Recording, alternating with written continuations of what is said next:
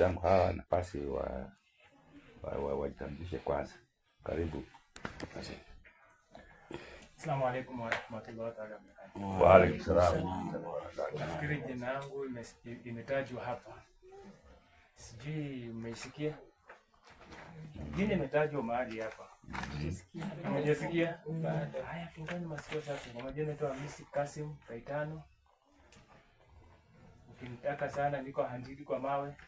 Kazi yangu msikitini nimepewa chairman wa madrasa. Na pia katika hiyo nafasi Kasim alichaguliwa pia kama organizer. Organizer ni kwa Kiswahili wanaitwaje? Mwenye anakuwa na mpangilio kukiwa na hali kama hii ya leo hii, ni yeye ndiye atakuwa akitufahamisha. Then akachaguliwa pia wakati wa dharura, tutakuwa katika himaya yake. Naam. Sheikh. Naam, assalamu alaikum wa rahmatullahi wa barakatuh. Wa alaikum salam. Alhamdulillahi rabbil alamin wassalatu wassalamu ala rasulillahi sallallahu alaihi wasallam. Baada ya kumshukuru Mwenyezi Mungu Subhanahu wa Ta'ala na kumtakia kila la kheri, rehema na amani kipenzi chake mtukufu wa daraja Mtume sallallahu alaihi wasallam na hali zake na maswahaba wake na Waislamu wote kwa jumla ambao wamefuata maamrisho ya Mwenyezi Mungu kupitia kwa Mtume Muhammad sallallahu alaihi wasallam. Mimi kwa majina naitwa Ali Hassan. Mimi ndio naibu wa Imamu Lubao Jamia Mosque. Bani ni hayo tu. Naam, nikimalizia basi mimi kwa wakati huu ndiye bado nimeshikilia wenyekiti wa Lubao Jamia Mosque. Kwa majina ni Idi Nyambo ama Isaac Nyambo. Na mkaribuni, na niende tu kwa mada ya leo hii. Na tulikuwa na mkutano wa kamati Jumapili iliyo ile nyingine yenye ilipita hiyo, na kuna sehemu ambazo tulionelea tuna upungufu nayo sana, na tukaonelea kwamba tuchangie kwa pamoja, isiwe tu ni kazi ya mtu mmoja au watu wawili, inakuwa na uzito. Na tukawa na agenda ya siku hiyo yenye nilitaka niwafahamishe, manake mtaichangia pia kwa sehemu ya nyingine, manake nyinyi ndio wenye watoto ambao kuja madrasa. So katika zile mada agenda tulikuwa na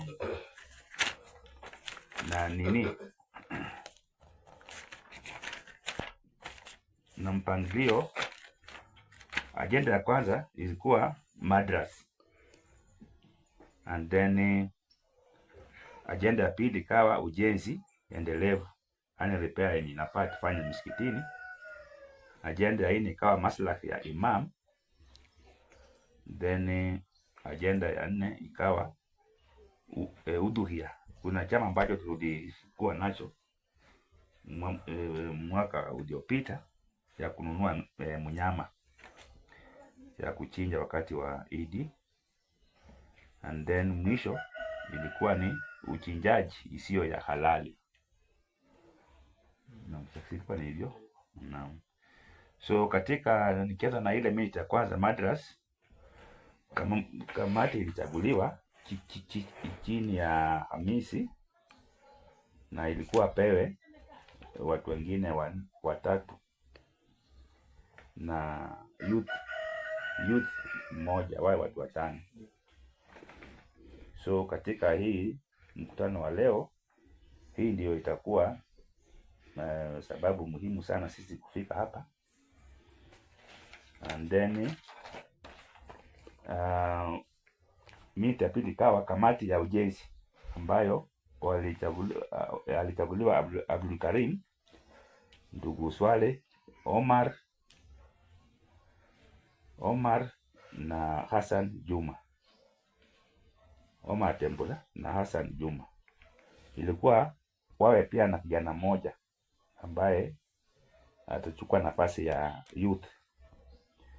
Then miradi ikawa ni ujenzi wa ukuta wa msikiti, ambapo makadirio ya gharama na vifaa itafanywa na hii kamati, ili watuelezee kile ambacho mmoja wetu anaweza akatoa katika ujenzi huo. Ilikuwa tukuja na Abdul Karim kama mwenyekiti, lakini ni sawasawa amekuwa na udhuru kidogo, tumemsubiri na pia kwa simu yake alikuwa off. Kwa hivyo hiyo nilikuwa minute yetu ya kwanza. Ya pili ikawa madras. Kwa hivyo kuhusu madras ilikuwa ni kwamba tupate idadi kamili ya watoto ambao kuja kwa madras, majina ya wazazi wao na nambari za simu zao.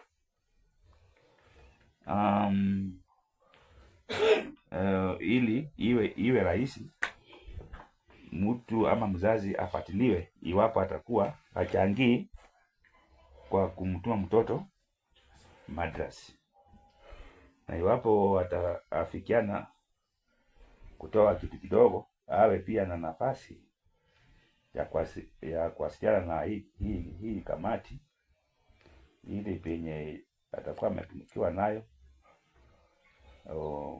waone vile watamsaidia. Then ya tatu ilikuwa gharama ya chakula kwa wazazi. Kamati hii ilikuwa itakuwa na nafasi ya kuandaa katika chakula, gharama ya chakula,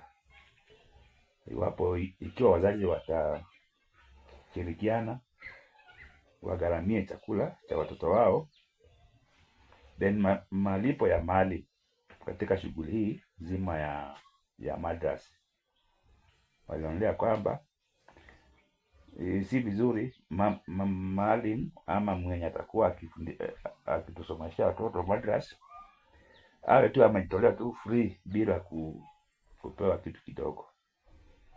So ni kamati ndio ikikamilika itatupa kiwango.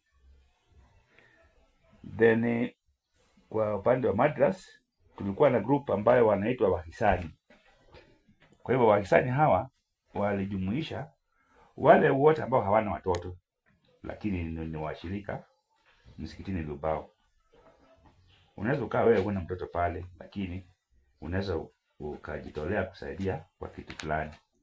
So itakuwa ni kupita kwa hii kamati kusanya hizo vifaa na kuzielekeza. Nadhani hayo ndio yalikuwa yanaguzia hii mkutano wetu leo hii ya hapa.